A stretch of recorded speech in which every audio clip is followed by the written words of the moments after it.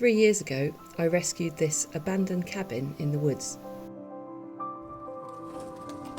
The walls had been home to mice.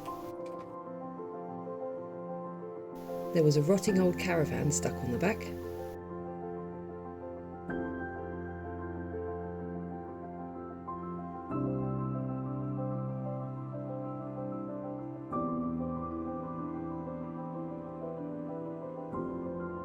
But there was also a beautiful view, and I saw the potential.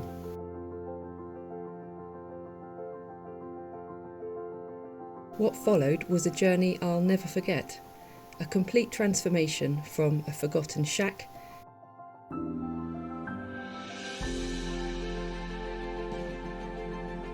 to a cosy off-grid hideaway.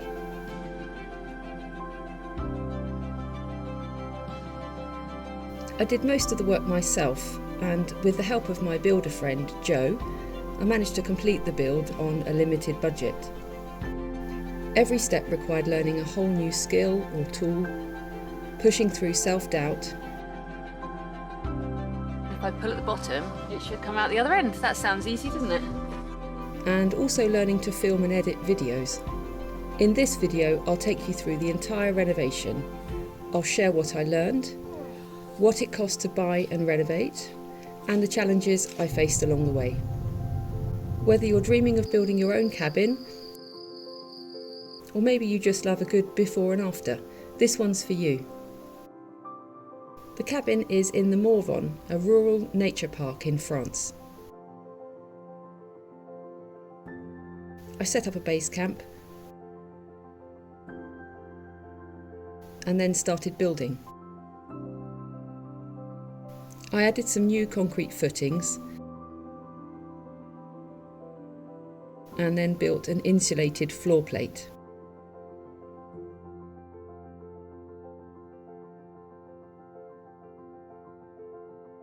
I took down the cladding and the critter-infested insulation.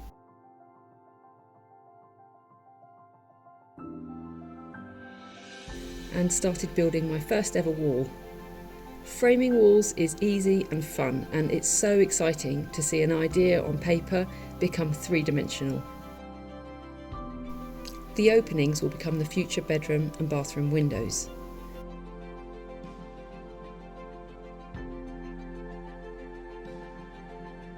Keeping it all dry during the summer storms was a real headache. But once I got the back wall and the main roof beam up, things got a bit easier.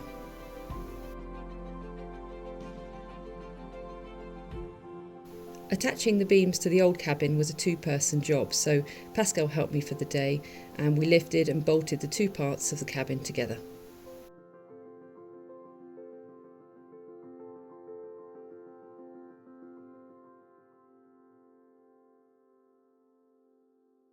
Removing the old roof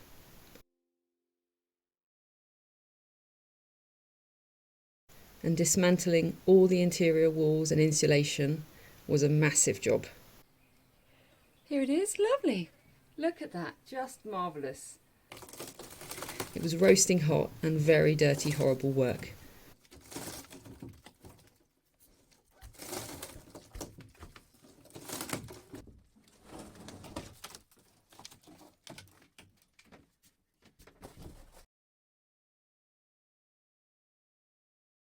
But I got there. The cabin was quite wobbly without the roof, so I left the remaining cladding up at this point. I brought the roof line forward on the front and on the sides of the cabin. This gives much better shade in the summer and keeps the winter weather off the walls. So beautiful morning for putting the roof on. The guys have arrived nice and early, got their van unpacked, put the scaffold up. The roof panels are here. They are doubles, called a sandwich panel. So you've got two layers of steel, an internal layer that's white. This is the insulation, and the external layer is this black finish. And they're going to all clip together nicely, give a good layer of insulation against sound and heat, and it's going to look beautiful. I paid a company to install the roof, and I was happy that I did.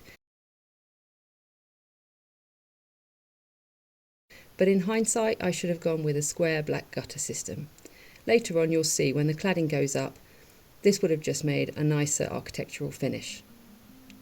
The roof cost €6,000, including installation and delivery.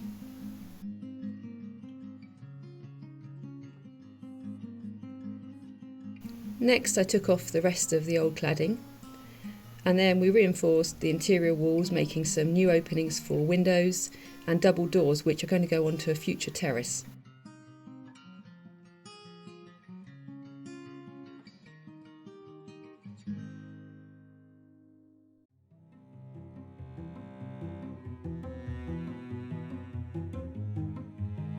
In order to add the wind and waterproof barrier, I had to remove the final bits of skirting on the cabin, which revealed a very rotten beam running all the way along the front. So Joe to the rescue, and we replaced this entirely and then reinforced the floor.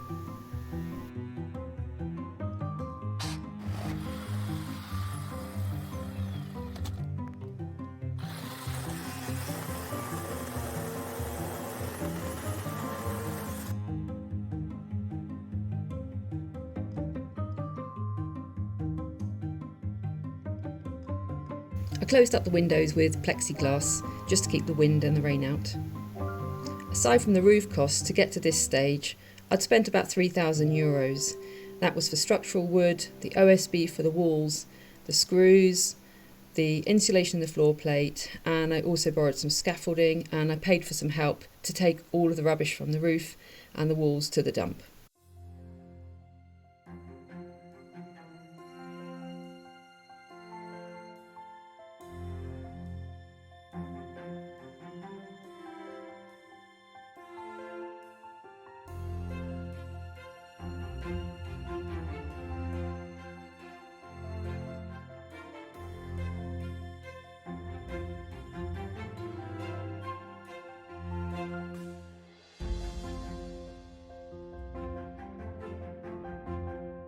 The terrace was fairly easy to build and it was satisfying.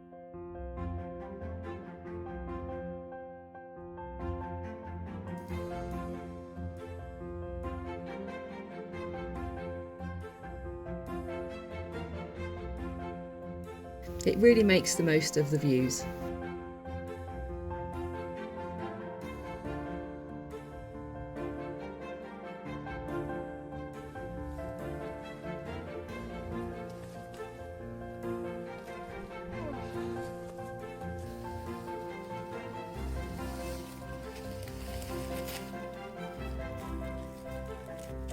For the insulation, I used a wood fibre, hemp and linseed mix. It was quite difficult to cut and slow to fit, but it's made a really huge difference to the comfort in the cabin.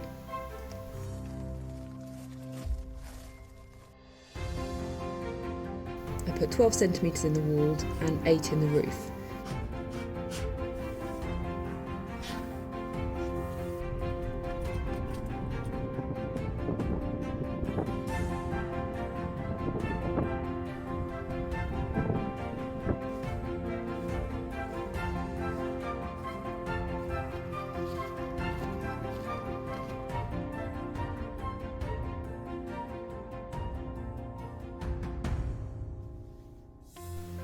This small gas stove was so helpful over the winter months.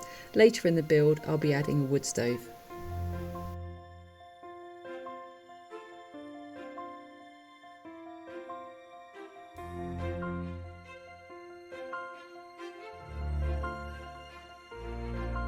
The windows also made a massive difference.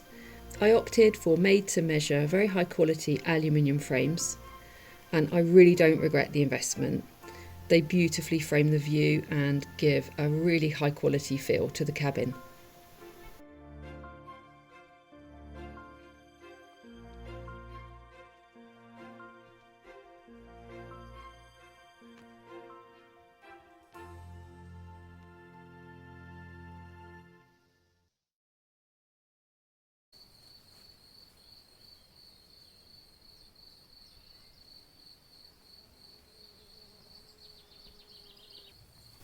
After a short break from building, the following spring my friend came to help me fit the Vapour barrier.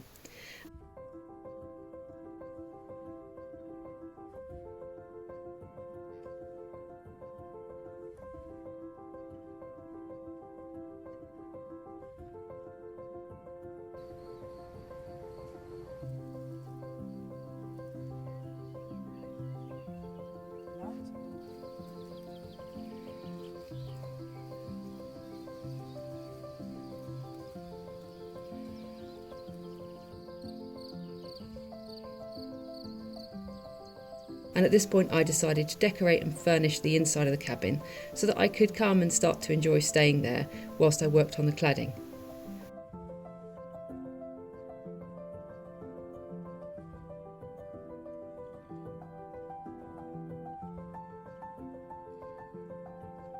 I also massively upgraded the outside camp to create a solid structure. I made a temporary shower, kitchen,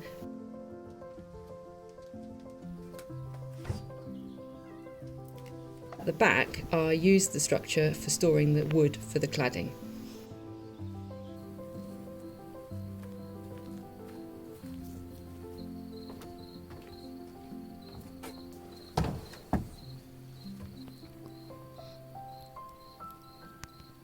But I really needed some on-site power. So after testing out a few options, I bought an EcoFlow 2 kilowatt battery and two 400 watt panels.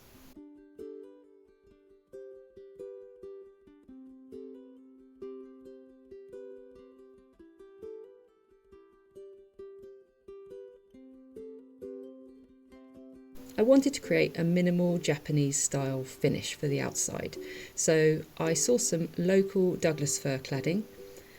I stained it black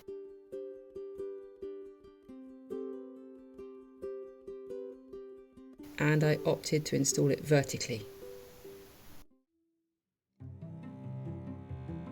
Achieving the precision finish that I wanted as a beginner was very slow.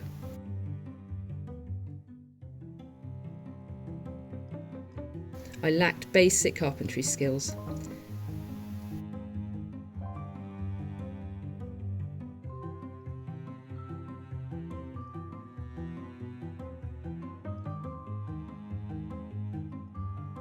A more rustic finish, using nails rather than screws, would have been much faster.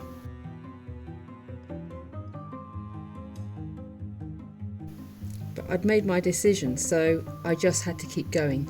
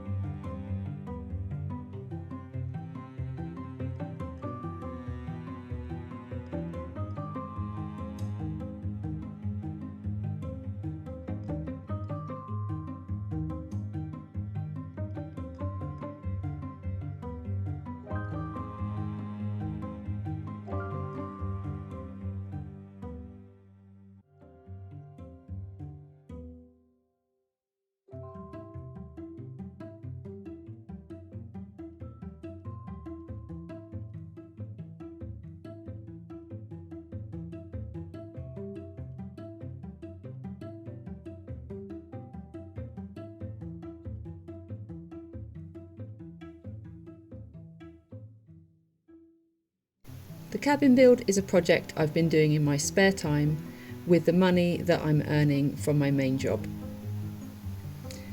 Unbelievably, the cladding took me the entire autumn and well into the winter to get it finished. I just kept coming when I had time and chipping away at it.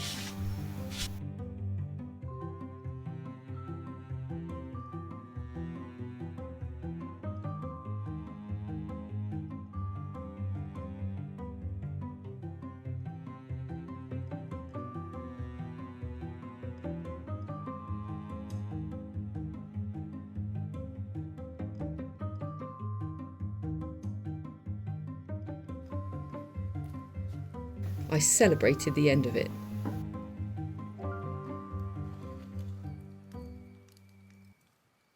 But I really, really love the result.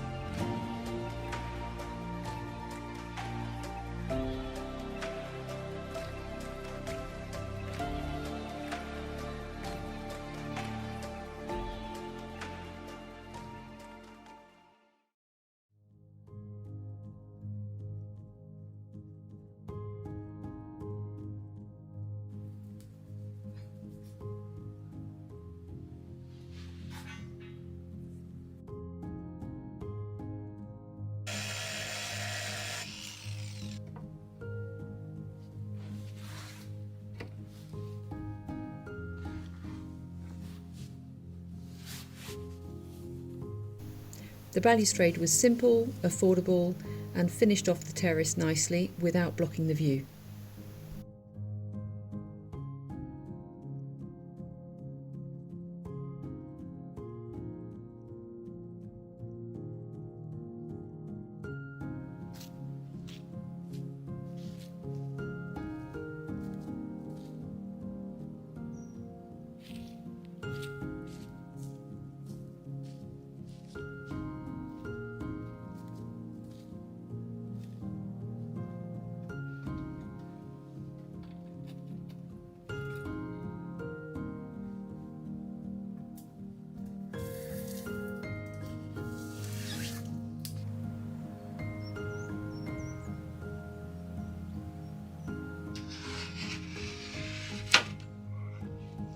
Voilà votre place. Alors, 4... Bon. Oui, c'est bon. Plasterboarding the ceiling was a two-person job, so Pascal came and helped me.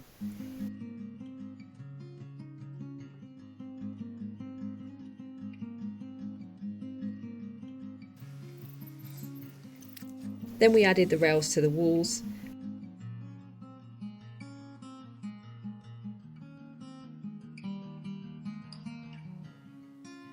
And I started the plumbing, which was another first for me.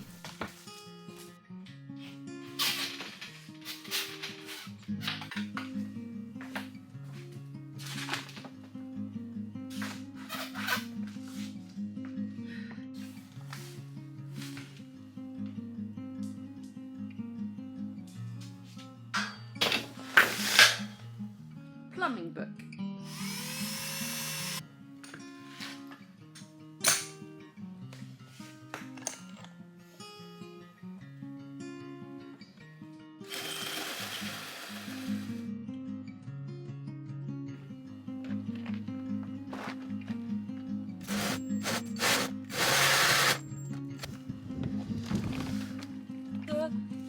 Yes. Go, baby. Ah.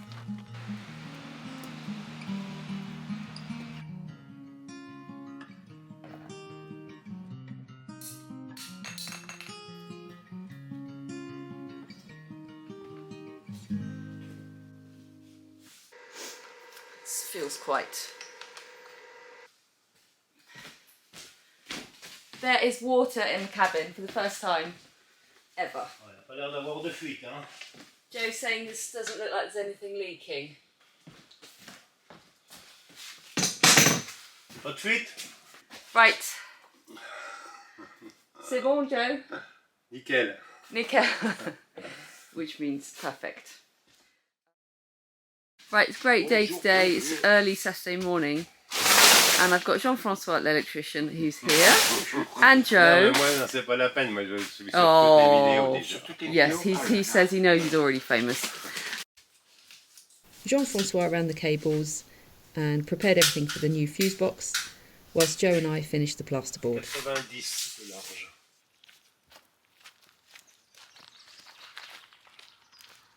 Ah oui. Ça coûte du temps et énergie. Encore. Stop. Parfait.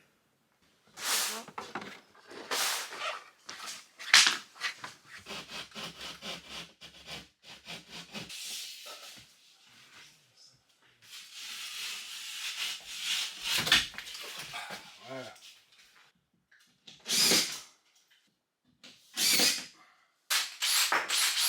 I was very grateful to Joe for his expert help with the plasterboard, considering all the angles and cutouts that we had to do.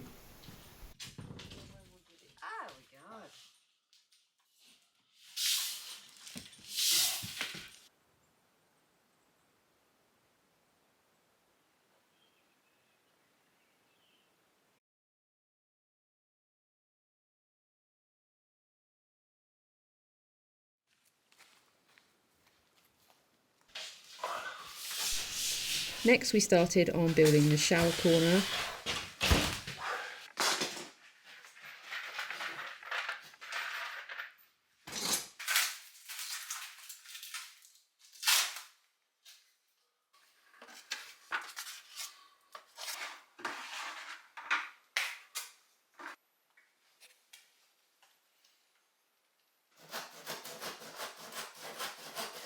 and a cubicle for the future loo.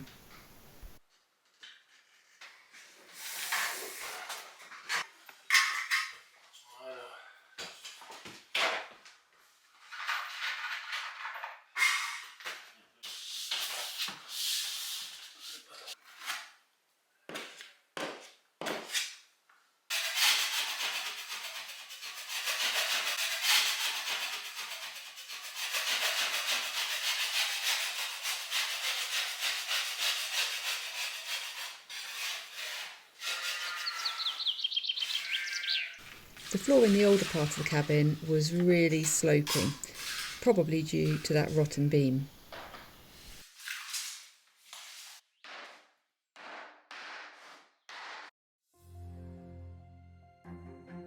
Finally getting to painting after all this time was so exciting.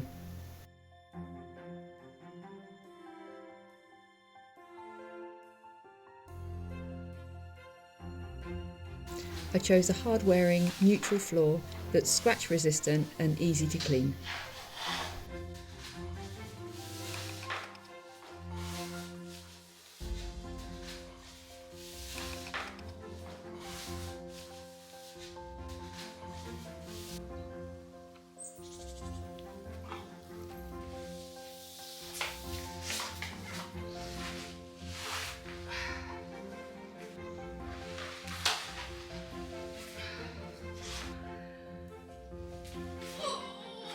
Although it was far from being finished, I was so relieved to have got to this stage.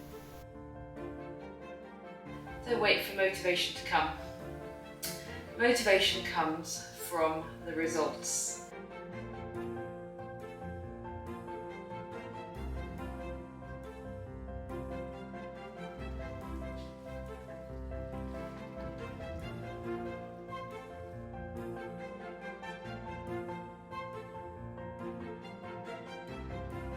The outdoor kitchen also got a major upgrade.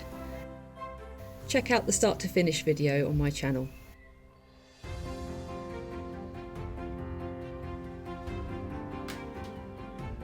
Next up was the bathroom sink unit. I fell in love with this gorgeous handmade sink, and I made some oak shelves for storage.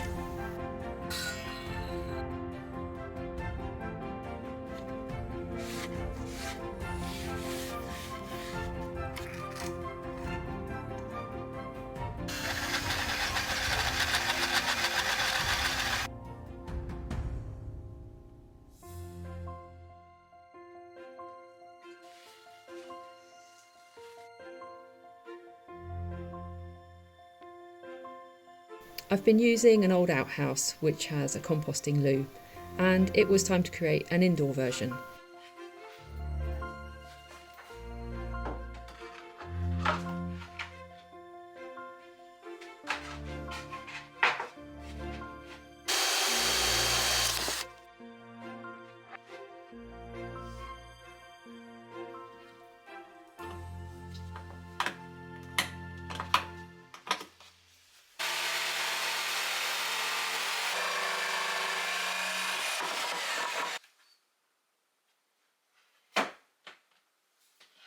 Let's have a look.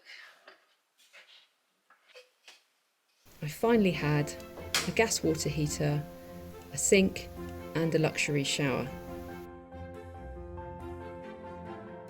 as well as an inside loo.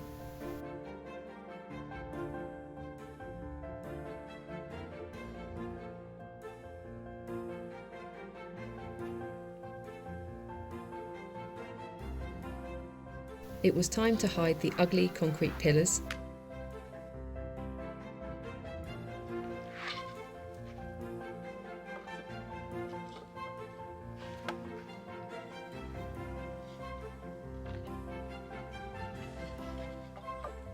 Create some storage under the cabin and also help to insulate.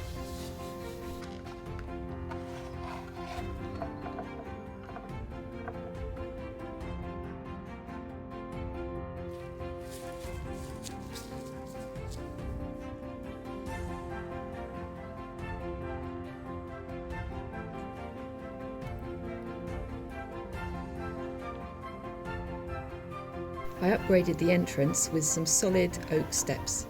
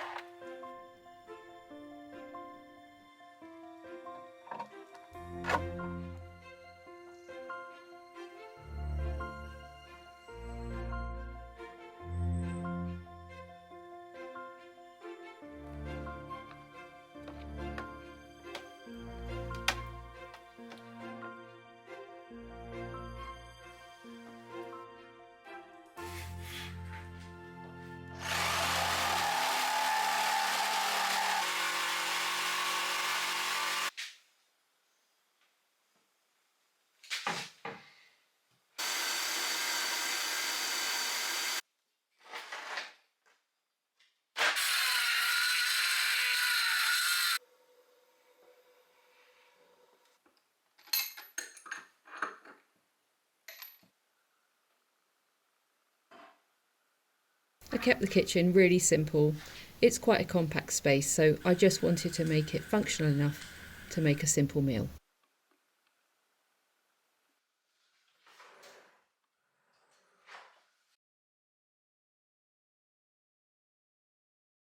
To finish off the bedroom, I customised a ready-made dressing room kit in order to fit the limited space.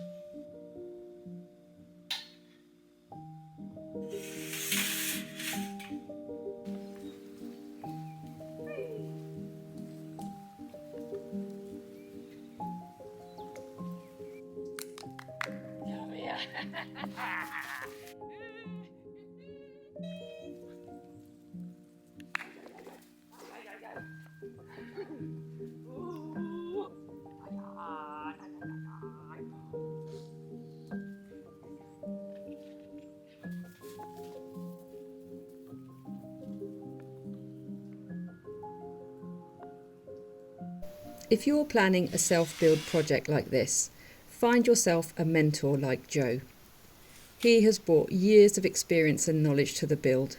I've learned so much from him, and his contribution really shows in the results.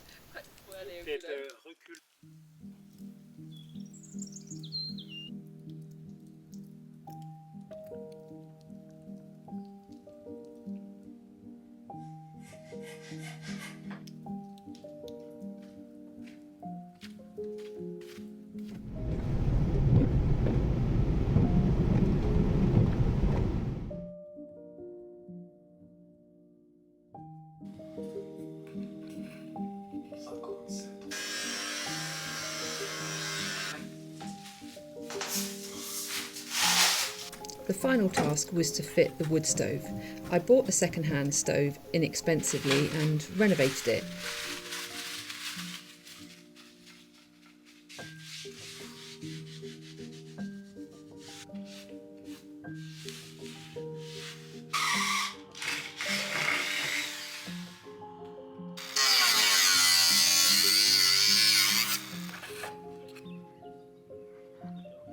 The chimney pipes are surprisingly expensive. Oui. Enfin, j'ai peur qu'on va l'abîmer.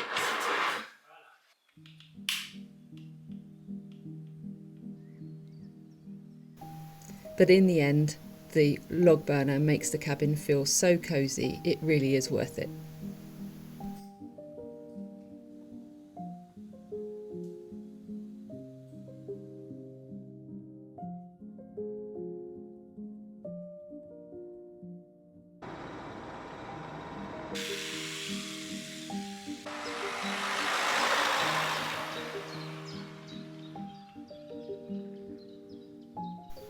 The cabin is finished. It's functional, comfortable, and feels connected to its beautiful surroundings.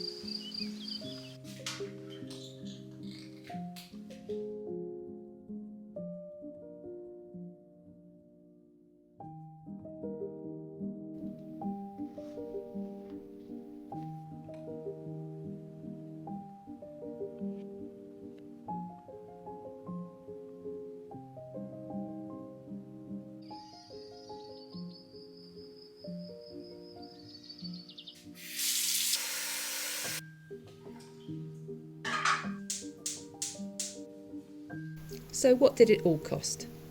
The cabin and land, which is about 7,000 square metres or 1.7 acres, cost me €24,000 to buy, plus about €4,000 in legal fees.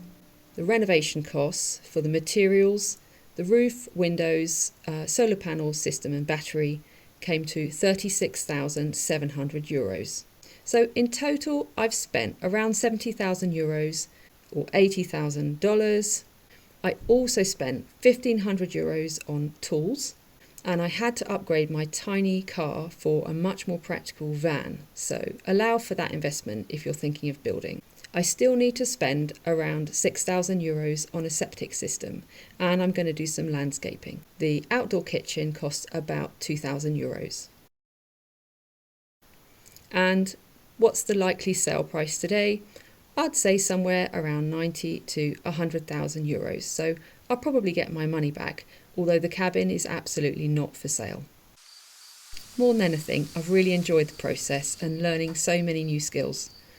I've gained the confidence to keep building, and this tiny cabin is just the beginning. Each new subscriber to my channel really motivates me to keep filming and sharing the journey. I hope you feel inspired, and if you've got any questions or feedback, I'd love to hear from you, and I'd love to know about your projects, so let me know in the comments. Hope to see you again really soon.